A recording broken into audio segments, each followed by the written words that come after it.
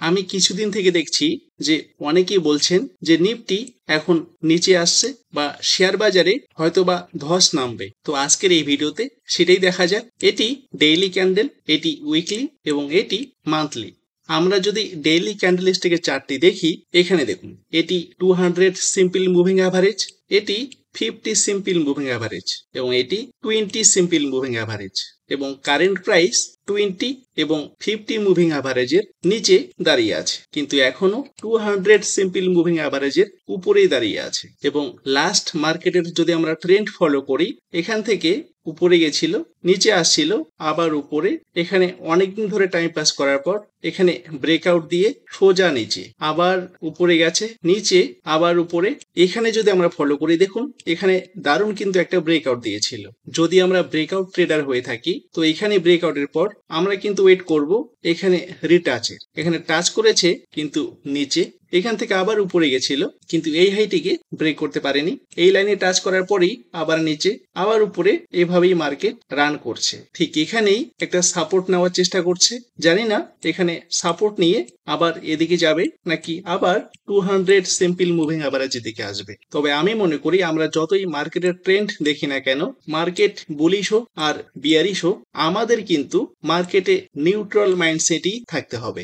কারণ আমরা যদি বুলিশ থাকি আর মার্কেট যদি নিচে আসে, এখানেই আমাদের সাইকোলজির 12টা বেজে যাবে। আর তখনই আমরা আতঙ্কিত হয়ে আমাদের যা পজিশন আছে সবগুলো থেকে এক্সিট করে যাব। আর সেজন্যই মার্কেট বুলিশ হোক আর বিয়ারিশ হোক, আমরা শুধু আমাদের সিস্টেম অনুযায়ী এন্ট্রি করব এবং সিস্টেমেই যেখানে আমাদের এক্সিট, সেই এক্সিট লেভেল না আসা পর্যন্ত আমরা যাতে চুপচাপ বসে থাকি, সেজন্য শুধু মানি ম্যানেজমেন্ট ফলো করতে হবে।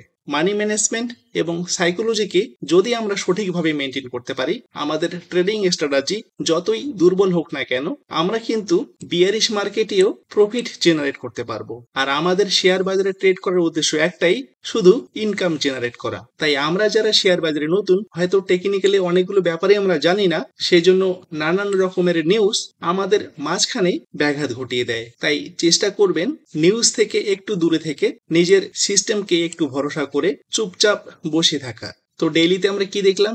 ডেইলিতে এখনো মার্কেট আপ ট্রেন্ডেই আছে। যদি কিনা এই লেভেলটিকে ব্রেক করে নিচে আসা শুরু করে, তখন হয়তোবা মার্কেট ডাউন ট্রেন্ডে যাবে, কিন্তু আপাতত এখনো আপ ট্রেন্ডেই আছে। এখন যদি আমরা উইকলি চার্টটি দেখে নেব। এটি নিফটি 50-র উইকলি চার্ট। এটিকে বড় করে নেব। এটি 200 সিম্পল মুভিং অ্যাভারেজ, এটি 50 সিম্পল মুভিং অ্যাভারেজ এবং এটি 20 সিম্পল মুভিং অ্যাভারেজ। আর এখানে সবার নিচে 200, তারপর 50, তারপর 20 এবং তার উপরেই কারেন্ট প্রাইসটি দাঁড়িয়ে আছে। তার মানে এটি স্ট্রং আপ ট্রেন্ড। আমরা যেরকম দেখলাম ডেইলিতে নিফটি আপ ট্রেন্ড, ঠিক একইভাবে উইকলিতে নিফটি স্ট্রং আপ ট্রেন্ড। তবে এখানে একটা বিষয় অবশ্যই বলতে হবে, যেটি হলো লাস্ট 2 সপ্তাহ থেকে কিন্তু মার্কেট নিচেই এসছে।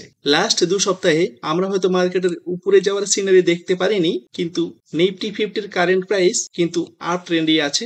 মার্কেটের নিউজ যতই নেগেটিভ হোক না কেন, আর আমরা যারা সুইং ট্রেডার আর আমরা যারা পজিশনাল ট্রেডার বা ইকুইটি ট্রেডার, আমরা কিন্তু মার্কেট নিচে আসারই অপেক্ষা করব। কারণ আমরা জানি যে মার্কেট যদি নিচে আসে তো উপরে যাবে, আর সেখান থেকেই আমরা আমাদের ইনকামটুকু জেনারেট করতে পারবো। কারণ ইকুইটি কখনোই এক্সপায়ার করে না। আর আপনি যদি একজন অপশন ট্রেডার হয়ে থাকেন এবং শেয়ার বাজারে নতুন হয়ে থাকেন, তো দয়া করে অপশন ট্রেড থেকে দূরে থাকবেন। কারণ আপনি একদিনে হয়তো 200% ইনকাম জেনারেট করতে পারছেন, কিন্তু কোনো একদিন হয়তো 500% আপনার চলে গেল। আর তখনই আপনার মনে হতে পারে যে শেয়ার বাজার একটি জুয়া। কিন্তু শেয়ার বাজার কখনোই জুয়া নয়। যদি আমরা সঠিকভাবে শেয়ার বাজারে ট্রেড করতে পারি, তো আমি মনে করি 100% এখানে আমরা ইনকাম করতে পারবো। তো ডেইলি এবং উইকলিতে দেখে নিলাম যে নিফটি এখনো আপ ট্রেন্ডে দাঁড়িয়ে আছে। তো আজকের মতো এটুকুই। ভিডিওটি যদি ভালো লাগে লাইক এবং শেয়ার করবেন, কমেন্ট বক্সে আপনার মতামত জানাবেন। তো দেখা হচ্ছে নেক্সট ভিডিওতে।